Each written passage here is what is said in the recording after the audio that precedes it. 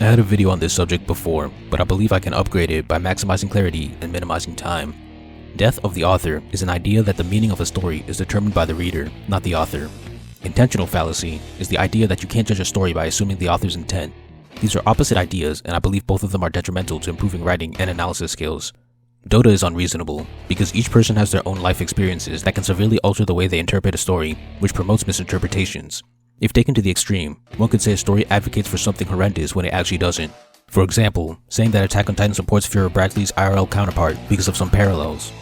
Intentional fallacy is also unreasonable, because it ignores the actual skill put into communicating ideas in the story and relies solely on the author's word. It prevents the audience from coming to a logical conclusion themselves. If what the author says contradicts what's in the text, going by what the author says makes no sense. In that case, the author doesn't know what they wrote. If the author says something was in the story, but they didn't properly communicate that, then they shouldn't get credit for it. Audience shouldn't be required to do extra research in order to understand a story. What do I believe in? I said communicate a couple times, and that's because I believe in a language. In film, they have something called film language, or cinema language. Certain visual and auditory techniques are used in specific ways to convey objective meaning without words. I believe something close to a universal story language exists. When a character has a change of beliefs, that is called a character arc. When two competing beliefs clash and one comes out on top, that is called a theme, and it is the overarching message of the story.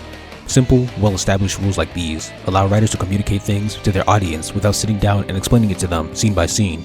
It allows us as analysts to pick up on what a writer is putting down without watching interviews to know their intentions. It's similar to the literary idea of formalism, but I don't think it's the exact same.